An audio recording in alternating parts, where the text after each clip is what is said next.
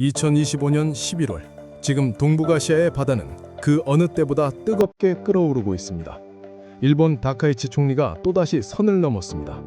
독도는 일본의 고유 영토이며 한국의 불법 점거를 더 이상 용납하지 않겠다.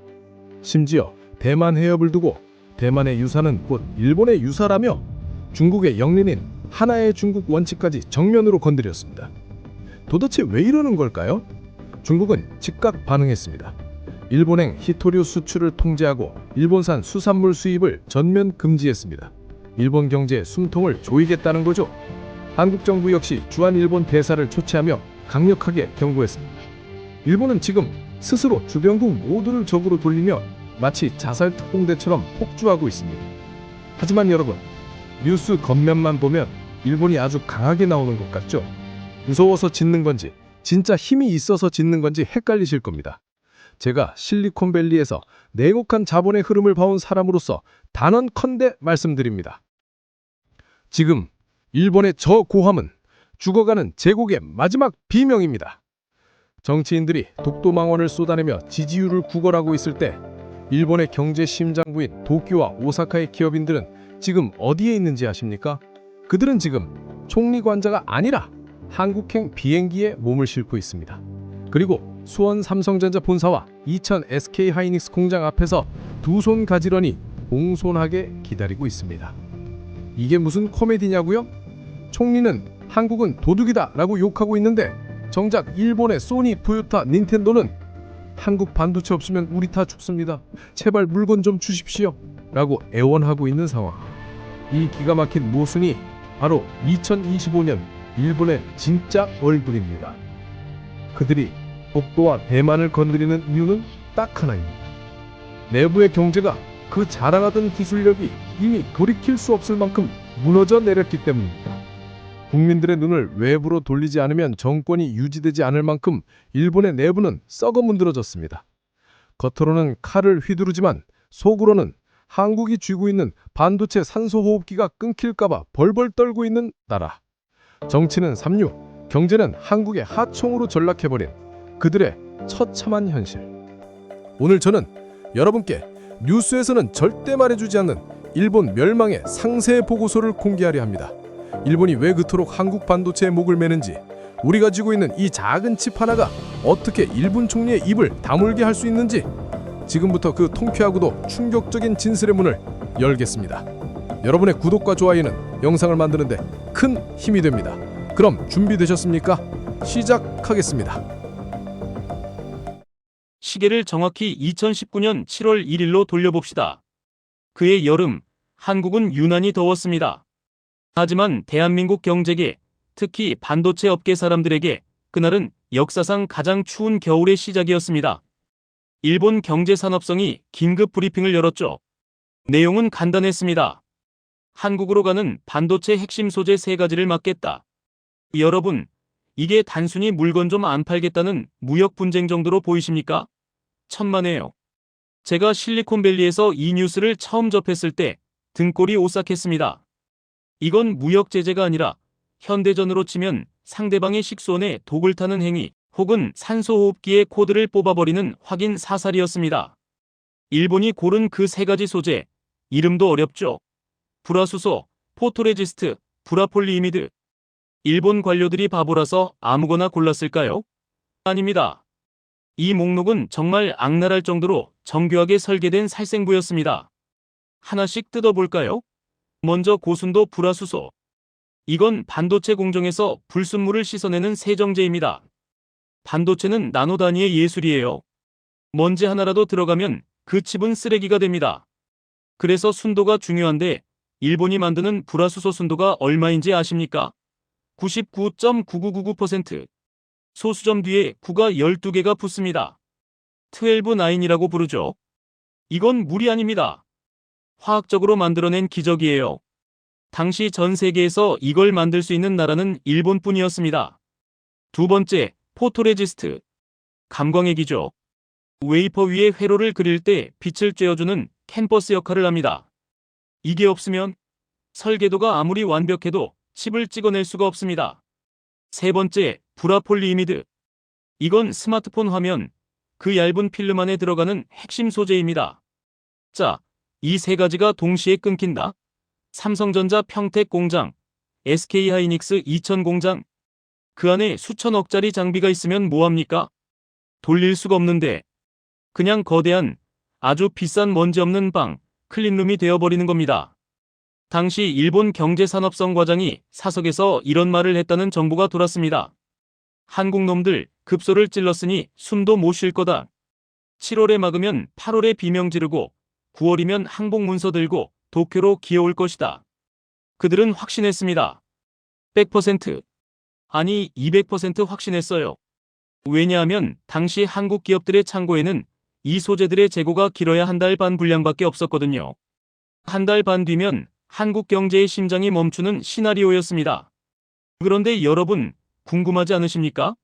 일본은 도대체 어디서 이런 근거 없는 자신감, 아니 이토록 거만한 오만함이 나왔을까요? 그 뿌리를 찾으려면 우리는 타임머신을 타고 1980년대로 가야 합니다.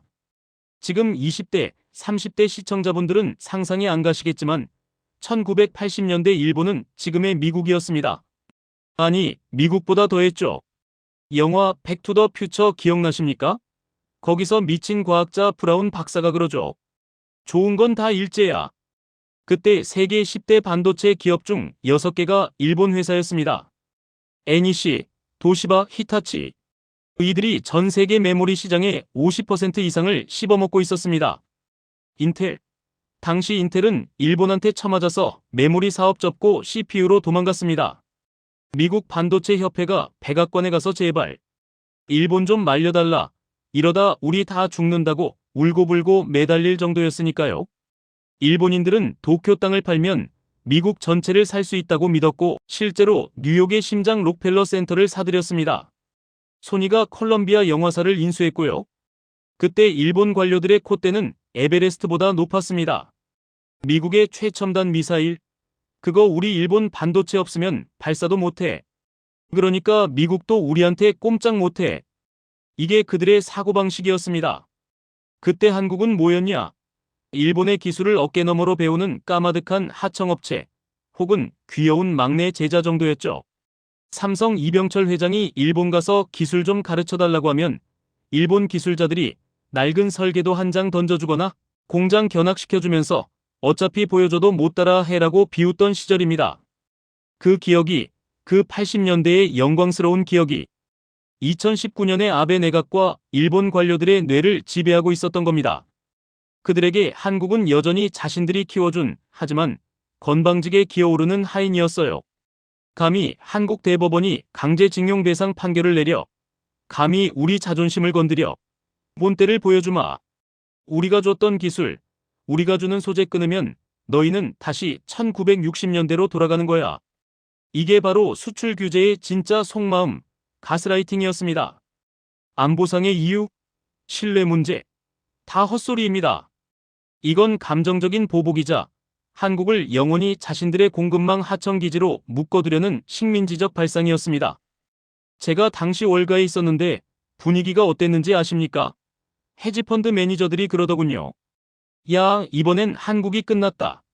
쇼 쳐라. 삼성전자가 아무리 날고 기어도 소재 없으면 깡통이다. 일본이 저렇게 독하게 나오는데 한국이 무슨 수로 버티냐. 솔직히 저도 무서웠습니다. 한국 정부가 WTO에 제소하고 강력 대응하겠다고 발표했지만 속으로는 이번엔 진짜 위험하다 싶었습니다. 대기업 임원들이 일본 공항에서 고개 숙이고 다니는 사진이 찍히고 국내 뉴스에서는 반도체 셧다운 카운트다운 기사가 매일 쏟아졌으니까요. 일본의 시나리오는 완벽해 보였습니다. 7월 공격, 8월 한국 내 분열, 9월 한국 기업의 생산 중단, 10월 한국 정부의 백기 투항. 그들은 샴페인을 미리 따놓고 즐기고 있었을 겁니다. 하지만 그 완벽한 시나리오에는 치명적인 버그가 하나 있었습니다. 그들은 자신들의 80년대 영광만 기억했지 한국이 지난 30년간 겪어온 지옥 훈련은 계산에 넣지 않았습니다. 한국은 IMF를 겪었고 금융위기를 넘겼으며 갯벌을 메워 공장을 지은 나라입니다. 밟으면 죽는 게 아니라 밟으면 튀어오르는 용수철이라는 걸 그 오만한 엘리트들은 꿈에도 몰랐던 겁니다. 일본은 샴페인을 터뜨릴 준비를 하고 있었습니다. 하지만 그 샴페인 잔이 산산조각 나는 데는 딱 100일이 걸렸습니다. 저는 이 기간을 대한민국 반도체 역사상 가장 치열했던 100일의 전쟁이라고 부릅니다. 여러분, 당시 삼성전자와 SK하이닉스의 분위기가 어땠는지 상상이 가십니까? 제가 당시 수원 본사 쪽에 아는 지인이 있어서 들은 얘기입니다. 연구소 건물의 불이 24시간 꺼지지 않는 건 기본이고 주말도 반납하고 휴가도 반납했습니다. 위에서 시켜서가 아니에요. 엔지니어들 스스로가 이건 자존심 싸움이다. 여기서 밀리면 우리 다 죽는다는 도끼를 품었던 겁니다.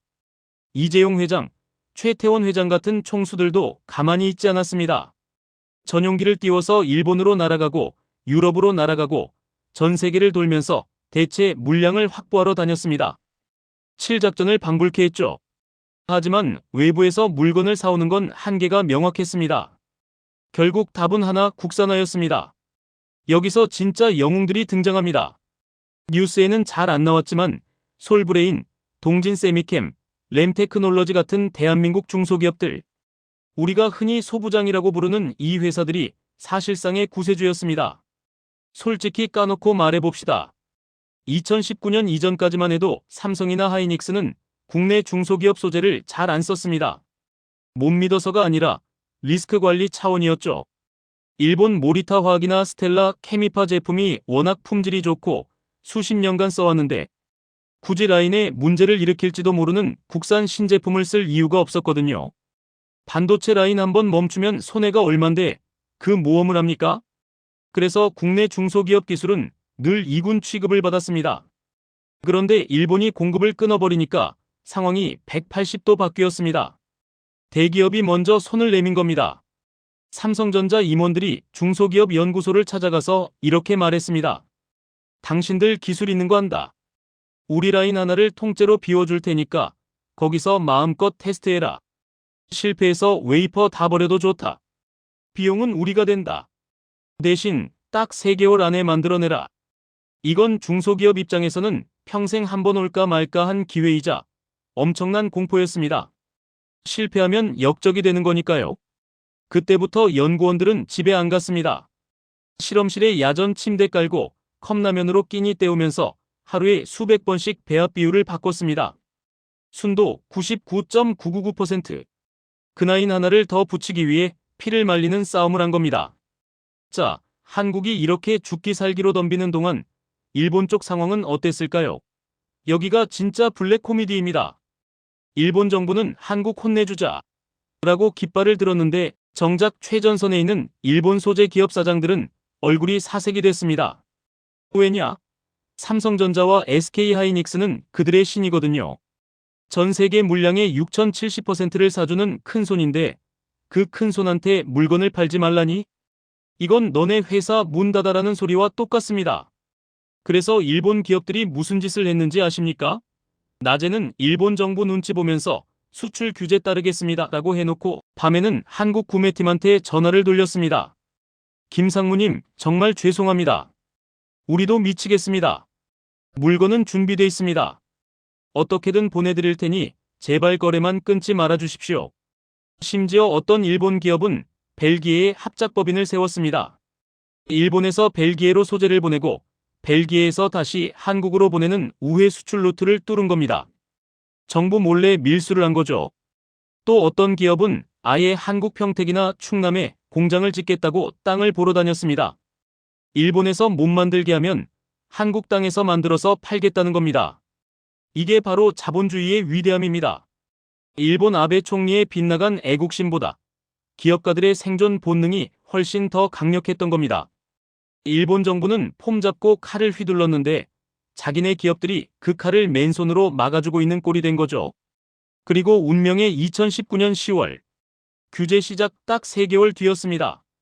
LG 디스플레이 파주 공장에서 1차 테스트 결과가 나왔습니다. 국산 고순도 불화수소 투입 결과. 불량률 제로. 일본산과 품질 차이 없음. 그 소식이 전해지자마자 삼성전자, SK하이닉스 라인에도 국산 소재가 투입되기 시작했습니다. 결과는 대성공이었습니다. 그동안 일본 거 아니면 안 된다라고 믿었던 게 사실은 우리의 막연한 두려움이자 가스라이팅이었다는 게 증명된 순간이었습니다. 그날 일본 이온 게이자의 신문 사설 제목이 뭔지 아십니까? 우리는 잠자는 호랑이를 깨웠는가? 일본 언론조차 인정한 겁니다. 우리가 실수했다. 한국은 밟으면 죽는 지렁이가 아니라 건드리면 무는 호랑이였다. 결국 일본 정부는 슬그머니 꼬리를 내렸습니다. 수출 규제를 일부 완화하겠다고 발표했죠. 하지만 이미 버스는 떠났습니다. 한국 기업들은 뼈저리게 느꼈거든요. 아, 일본은 언제든 우리 뒤통수를 칠 수 있는 나라구나. 다시는 저들에게 내 목줄을 맡기지 않겠다. 그래서 나온 정책이 탈일본입니다. 일본산 소재 비중을 0%로 만들겠다. 이건 단순한 감정적 복수가 아닙니다. 가장 신뢰할 수 없는 공급처를 배제하는 지극히 이성적이고 냉정한 비즈니스적 판단이었습니다. 그 결과 일본 소재 기업들의 주가는 곤두박질 쳤고 창고에는 팔지 못한 불화수소가 썩어나갔습니다. 그들은 자신들의 최대 고객을 영원히 잃어버린 겁니다. 스스로 걷어찼으니까요. 자업자득이란 말은 이럴 때 쓰는 겁니다. 하지만 여러분, 소재 국산화는 시작에 불과했습니다. 일본이 진짜로 두려워해야 할 건 따로 있었습니다. 소재를 만들 줄 알게 된 한국이 이제는 그 소재를 가지고 일본이 넘볼 수 없는 괴물 같은 반도체를 찍어내기 시작했거든요. 많은 분들이 아직도 막연한 환상을 가지고 계십니다. 그래도 기초과학은 일본이지 소니가 한때 세계를 지배했는데 썩어도 준치 아니겠어? 죄송하지만 그건 1990년대 이야기입니다. 지금 2024년, 2025년의 반도체 시장 판도는 완전히 뒤집혔습니다. 단순히 한국이 일본을 따라잡은 수준이 아닙니다. 일본은 지금 자전거를 타고 있고 한국은 로켓을 타고 날아가고 있습니다. 그 격차, 초격차의 실체를 아주 적나라하게 해부해드리겠습니다. 먼저 게임의 룰이 바뀌었다는 걸 이해하셔야 합니다. 과거 일본이 잘 나가던 시절 반도체 기술의 핵심은 미세화였습니다. 누가 더 작게, 누가 더 얇게 만드느냐의 싸움이었죠. 일본 장인 정신, 꼼꼼함, 그게 여기서 빛을 발했습니다. 회로 깎는 노인처럼 돋보기 쓰고 깎는 건 일본이 잘했거든요. 그런데 지금은 무슨 시대입니까? AI 시대입니다. 챗GPT가 나오고 자율주행차가 돌아다닙니다. 이 녀석들은 데이터를 먹는 괴물이에요. 예전처럼 칩 하나만 빨라서는 감당이 안 됩니다. 그래서 나온 기술이 뭐냐? 바로 HBM, 고대 역폭 메모리입니다. 이게 뭐냐면요. 쉽게 말해 아파트 쌓기입니다. 예전에는 칩을 평지에 단독주택처럼 하나씩 깔았습니다. 땅이 좁으면 집을 더 못 짓죠. 그런데 한국 엔지니어들이 미친 생각을 한 겁니다. 야, 땅이 좁으면 위로 올리자. 10층, 20층, 100층까지 쌓아보자. 그래서 칩에다가 머리카락 굵기의 20분의 1 수준으로 구멍을 뚫습니다. 이걸 TSV라고 하는데 그 구멍으로 전선을 연결해서 칩들을 수직으로 본드로 붙여버린 겁니다. 이게 HBM입니다. 데이터가 엘리베이터 타고 1층에서 100층까지 빛의 속도로 왔다 갔다 하는 거죠. 이 기술 누가 가지고 있을까요? 전 세계에서 이 기술을 완벽하게 구현해서 양산하는 나라는 대한민국뿐입니다. SK하이닉스가 HBM3, HBM4를 내놓으면서 시장 점유율 90% 이상을 쓸어 담았습니다. 삼성전자도 맹추격 중이고요. 그럼 일본은? 일본 엘피다, 메모리, 도시바. 다 어디 갔습니까? 못 만듭니다. 기술이 없어서가 아닙니다. 이 HBM 공정은 극한의 수율 관리와 속도전이 생명인데 일본의 조직 문화가 이걸 도저히 감당 못하는 겁니다. 제가 실리콘밸리에 있을 때 일본 반도체 장비 회사랑 협업을 한 적이 있습니다. 그때 제가 겪은 충격적인 실화를 말씀드리죠. 반도체 라인에서 작은 오류가 발견돼서 설계 도면의 나사 구멍 위치를 1mm 옮겨야 했습니다. 한국 삼성 엔지니어였다면 현장에서 바로 팀장한테 전화 때리고 그날 밤샘 작업해서 다음날 아침에 고쳐놨을 겁니다. 그런데 일본 엔지니어는 뭐라고 했는지 아십니까? 박상, 죄송합니다만 본사 승인을 받아야 합니다. 그래서 제가 물었죠. 얼마나 걸립니까? 품위서 작성하고 과장님 도장, 부장님 도장, 본부장님 도장, 기술 이사님 도장. 한 3주는 걸릴 것 같습니다. 3주요? 여러분, 반도체 시장에서 3주면 경쟁사는 이미 신제품 출시하고 회식하고 있을 시간입니다. 나사 구멍 하나 옮기는데 도장 10개를 찍어야 하는 나라. 회의를 위한 회의를 하고 책임을 안 지려고 매뉴얼 뒤에 숨는 나라. 그게 지금 일본의 현실, 관료주의의 늪입니다. 반면에 한국은 어떻습니까? 우리는 빨리빨리의 민족이죠. 외국인들은 비웃었지만 반도체에서만큼은 이 빨리빨리가 축복이었습니다. 일단 해봐, 안 되면 되게. 오너가 수조 원을 베팅하면 엔지니어들이 미친 듯이 달려들어서 수율을 잡아냅니다. 이 속도의 격차가 30년 동안 누적되니까 이제는 일본이 쌍안경을 쓰고 봐도 한국 등짝이 안 보이는 지경까지 벌어진 겁니다. 일본도 바보는 아니니까 위기감을 느꼈겠죠. 그래서 최근에 야심차게 내놓은 프로젝트가 있습니다. 뉴스 보신 분들 계실 겁니다. 라피더스. 이름은 참 멋있습니다. 라틴어로 빠르다는 뜻이래요. 토요타, 소니, NEC, 소프트뱅크.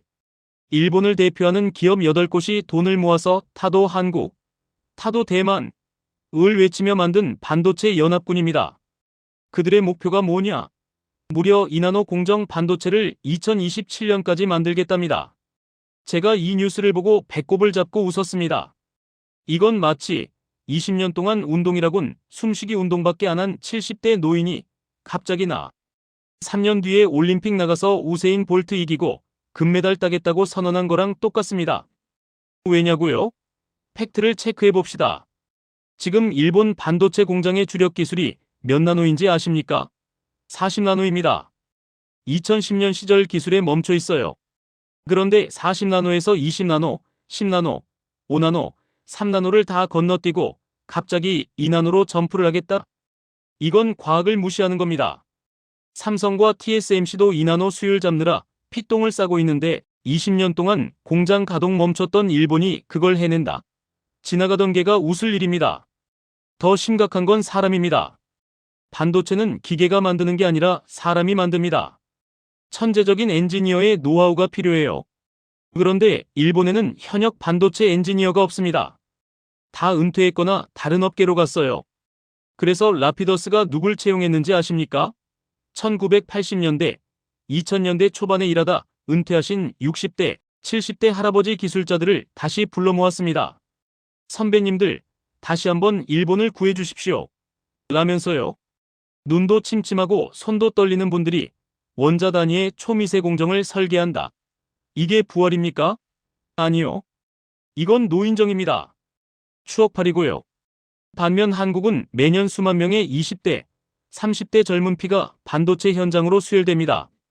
과거의 영광에 갇힌 노인들과 미래를 향해 뛰는 청년들의 싸움. 승패는 이미 정해진 거 아닙니까? 마지막으로 일본이 자랑하는 또 하나의 승부수. 구마모토에 대만 TSMC 공장 유치한 거. 일본 언론은 이걸 두고 일본 반도체의 화려한 부활이라고 대서특필했습니다. 천황까지 나서서 환영했죠. 하지만 실상은 처참합니다.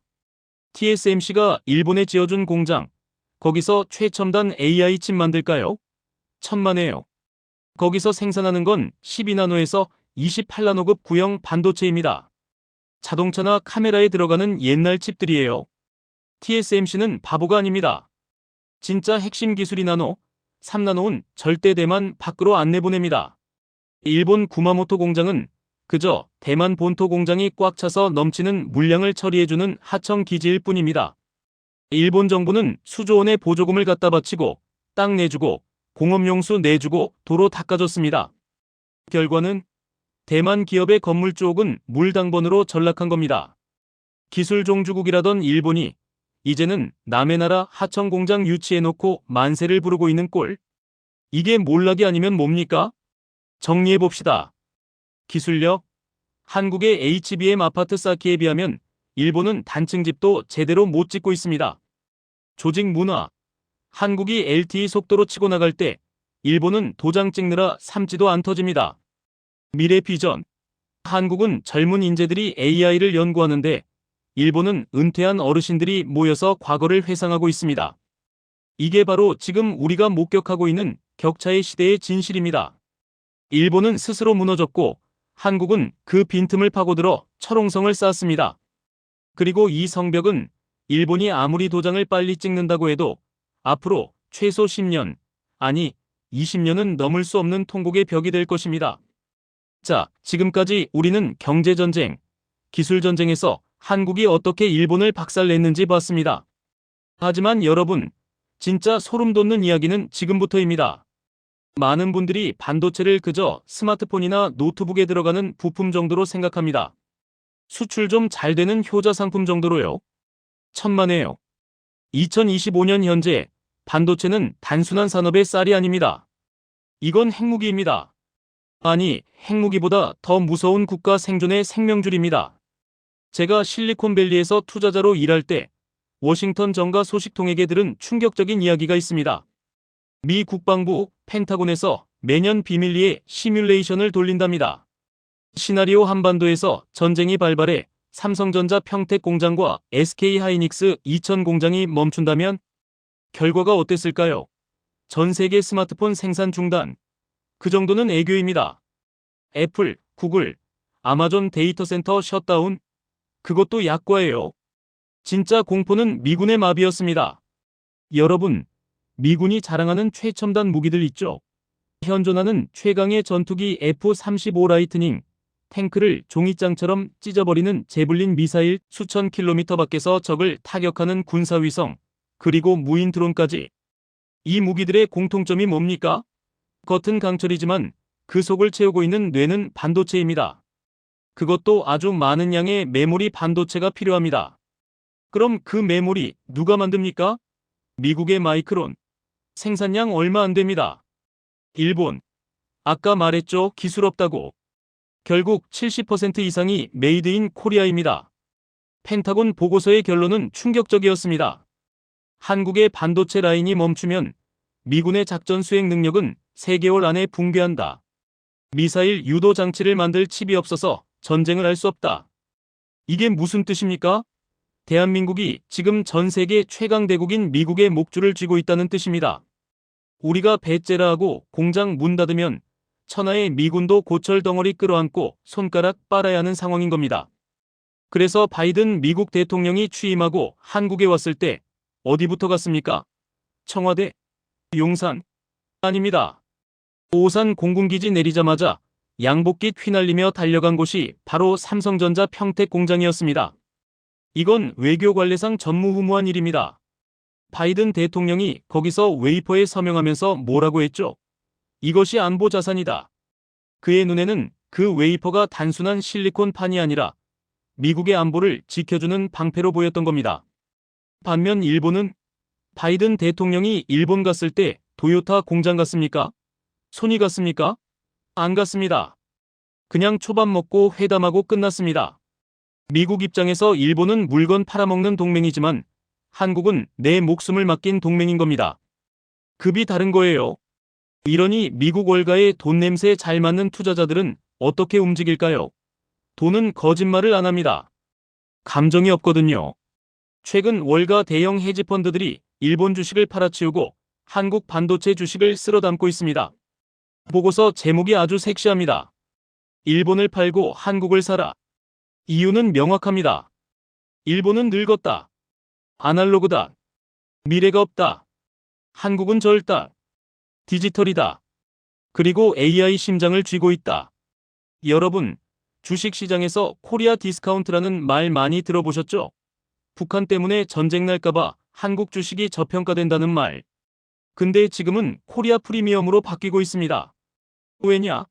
북한 리스크보다 한국 반도체가 없으면 세계가 멸망한다는 리스크가 더 크기 때문에 전 세계가 한국을 어떻게든 지켜줄 수밖에 없다는 믿음이 생긴 겁니다. 우리 스스로가 대체 불가능한 존재가 된 거죠. 이런 흐름은 인재의 이동에서도 나타납니다. 이건 제가 직접 겪은 실화인데 최근 한국 반도체 회사 연구소에 가보면 일본어가 자주 들립니다. 에이, 설마 일본 엘리트들이 한국으로 온다고? 옵니다. 그것도 아주 많이요. 제가 만난 한 일본인 엔지니어, 이름은 다나카 씨라고 합시다. 도쿄대 나오고 일본 굴지의 반도체 장비 회사에 다니던 엘리트였습니다. 그가 왜 짐 싸들고 한국으로 왔을까요? 그가 술자리에서 울분을 토하더군요. 제임스 상, 일본 회사에 있으면 숨이 막힙니다. 연봉, 한국의 절반도 안 됩니다. 하지만 돈보다 더 비참한 건 패배감입니다. 회사는 새로운 기술을 개발할 생각이 없어요. 윗선 눈치만 보고 팩스나 보내고 있고, 나는 2나노 기술을 연구하고 싶은데 회사는 40나노 구형 장비나 고치라고 합니다. 내 엔지니어로서의 수명이 여기서 끝날 것 같아서 살기 위해 한국으로 왔습니다. 여러분, 이게 진짜 승리 아닙니까? 100년 전 우리 조상들은 기술을 배우러 현해탄을 건너 일본으로 유학을 갔습니다. 서름을 당하면서도 어깨너머로 배웠죠. 그런데 지금은 일본의 최고 엘리트들이 기술을 배우고 싶다, 미래를 꿈꾸고 싶다며 현해탄을 건너 한국으로 옵니다. 인재가 빨려 들어오는 나라, 그게 진짜 제국입니다. 일본은 지금 두뇌 유출로 서서히 말라 죽어가고 있는 겁니다. 마지막으로 우리 옆에 있는 또 하나의 거대 공룡, 중국 이야기 안 할 수 없죠. 중국 시진핑 주석, 입만 열면 반도체 굴기, 한국타도 외칩니다. 애국주의 영화 만들어서 한국전쟁 때 미군이랑 한국군 무찌르는 내용 보여주고요. 그런데 현실은? 중국 선전에 있는 전자상가 화창베이에 가보십시오. 거기 뒷골목에서 은밀하게 거래되는 최고급 물건이 뭔지 아십니까? 마약? 아닙니다. 바로 한국산 메모리 칩입니다.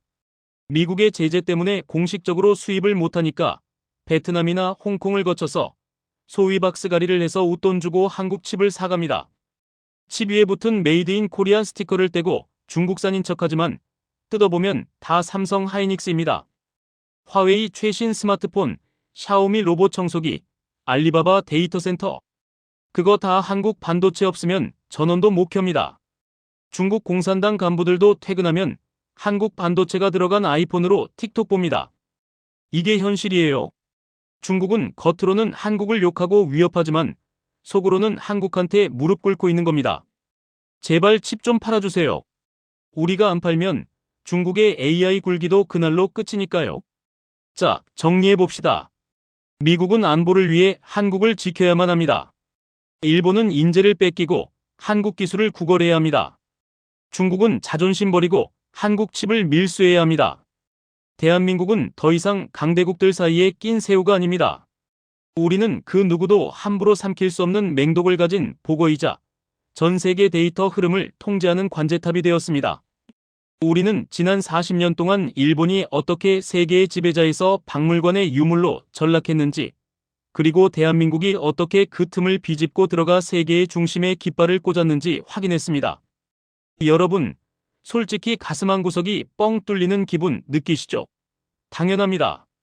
우리는 늘 일본에게 억눌려 살았던 역사가 있으니까요. 할아버지 세대는 식민 지배를 당했고 아버지 세대는 일본 기술을 베끼며 너희는 안 되라는 조롱을 들었습니다. 소니 워크맨을 부러워하고 도요타 자동차를 우러러보던 시절이 불과 30년 전입니다. 그런데 지금은 어떻습니까? 우리가 만든 스마트폰을 전 세계인이 쓰고 우리가 만든 반도체 없이는 일본의 자동차 공장이 멈춥니다. 이건 단순한 산업의 승리가 아닙니다. 5000년 한반도 역사상 처음으로 우리가 주변 강대국들의 눈치를 보는 게 아니라 그들이 우리의 처분을 기다리게 만든 역사의 대반전입니다. 하지만 여러분, 제가 오늘 이 방송을 켠 진짜 이유는 우리 최고다, 샴페인 터뜨리자 라고 말하려는 게 아닙니다. 오히려 정반대입니다. 저는 여러분께 아주 쓴소리를 하지만 뼈가 되고 살이 되는 경고를 하나 하려고 합니다. 1등의 자리는 저주받은 자리다. 일본이 왜 망했습니까? 미국한테 져서? 한국이 잘해서? 아닙니다. 일본은 자만 때문에 망했습니다. 우리가 최고니까 우리가 표준이야. 너희가 우리한테 맞춰. 이 생각에 빠져서 세계가 디지털로 변할 때 아날로그를 고집했고 세계가 협업할 때 문을 걸어 잠갔습니다. 그 결과가 뭡니까? 갈라파고스가 되어 고립된 채 서서히 말라 죽은 겁니다. 지금 대한민국 안심할 수 있습니까? 절대 아닙니다. 우리 뒤를 돌아보세요. 거대한 공룡, 중국이 입을 벌리고 쫓아오고 있습니다. 그들은 수단과 방법을 가리지 않습니다. 연봉 5배 준다고 우리 엔지니어들 빼가고 해킹으로 설계도 훔쳐가려고 밤낮 없이 공격합니다. 우리가 일본을 잡는 데 40년 걸렸다면 중국이 우리를 잡는 데는 10년도 안 걸릴 수 있습니다. 미국은 또 어떻습니까? 우리 편인 척하지만 결국은 미국 우선주의입니다. 공장 미국에 지어라, 기술 내놔라 계속 압박할 겁니다. 우리가 조금이라도 삐끗하면 미국은 가차없이 우리 손을 놓고 일본이나 대만 손을 다시 잡을 수도 있습니다. 냉혹한 국제사회에 영원한 아군은 없으니까요. 그래서 저는 감히 제언합니다. 우리는 일본의 반면교사를 잊지 말아야 합니다. 일본이 도장 찍고 매뉴얼 찾으며 현실에 안주할 때 우리는 더 미친 듯이 혁신해야 합니다. 반도체를 넘어 AI, 바이오, 우주항공까지 지금의 성공에 취해 멈추는 순간 우리도 30년 뒤에 한국의 잃어버린 30년이라는 다큐멘터리의 주인공이 될 수 있습니다. 하지만 저는 믿습니다. 우리에게는 일본에는 없는 특별한 DNA가 있거든요. 바로 야성과 흥입니다. 일본은 매뉴얼이 없으면 움직이지 않지만 우리는 길이 없으면 길을 만들어서 가는 민족입니다. 전쟁 폐허 속에서 맨주먹으로 한강의 기적을 만들었고 IMF 때 금을 모아 나라를 살린 사람들입니다. 이 지독한 생존 본능이 있는 한 대한민국 반도체의 불빛은 절대 꺼지지 않을 겁니다. 평택, 이천, 기흥, 청주 이곳에서 24시간 뿜어져 나오는 저 밝은 불빛들. 저게 뭔지 아십니까? 저것은 21세기의 거북선입니다. 임진왜란 때 12척의 배로 나라를 구했듯이 지금은 저 공장들이, 저 웨이퍼들이 경제전쟁터에서 대한민국을 지키고 있습니다. 우리 엔지니어들이 흘린 피, 땀, 눈물이 저 불빛 속에 녹아 있습니다. 일본 도쿄의 아키하바라에 가보셨습니까? 과거 전자대국을 자랑하던 상점들은 문을 닫고 그 자리에 메이드 카페와 피규어 가게가 들어섰습니다. 화려했던 제국은 이제 박물관이 되었습니다. 사람들은 거기서 과거를 추억할 뿐입니다. 반면 대한민국의 판교와 강남을 보십시오. 밤늦도록 코딩하고 토론하고 미래를 설계하는 청년들의 눈빛이 살아있습니다. 우리는 박물관이 아니라 미래를 만드는 실험실입니다. 과거에 사는 나라와 미래를 사는 나라. 승부는 이미 끝났습니다. 여러분, 자부심을 가지십시오. 여러분이 아침마다 쓰는 삼성 갤럭시, 여러분의 차에 들어가는 반도체, 여러분이 보는 유튜브 영상이 저장된 서버. 그 모든 것의 심장에 코리아가 새겨져 있습니다. 우리는 이제 변방의 작은 나라가 아닙니다. 세상의 흐름을 바꾸고 미래의 표준을 만드는 퍼스트 무버, 자랑스러운 대한민국입니다. 아, 그리고 마지막으로 팁 하나 드릴까요? 집 창고에 혹시 굴러다니는 일본제 워크맨이나 닌텐도 게임보이 있으시면 버리지 말고 잘 닦아두세요. 조만간 우리 아이들에게 보여주면서 이렇게 말할 날이 올 겁니다. 옛날에는 일본이 이런 것도 만들었단다. 지금은 다 우리가 만들지만 말이야. 오늘 제 이야기가 여러분의 가슴을 조금이라도 뜨겁게 만들었다면, 그리고 대한민국 반도체의 전사들에게 응원을 보내고 싶으시다면 지금 바로 구독과 좋아요 버튼을 힘차게 눌러주십시오. 여러분의 클릭 한 번이 우리 채널, 더 나아가 대한민국을 알리는 큰 힘이 됩니다. 그리고 댓글로 여러분의 생각을 들려주세요. 여러분이 생각하는 이것만큼은 진짜 일본 이겼다 싶은 한국 제품은 무엇입니까? 반도체? 가전? 아니면 K푸드? 무엇이든 좋습니다. 댓글창을 태극기로, 그리고 우리의 자부심으로 가득 채워주십시오. 저는 댓글 하나하나 다 읽어보겠습니다. 긴 영상 시청해주셔서 진심으로 감사드립니다.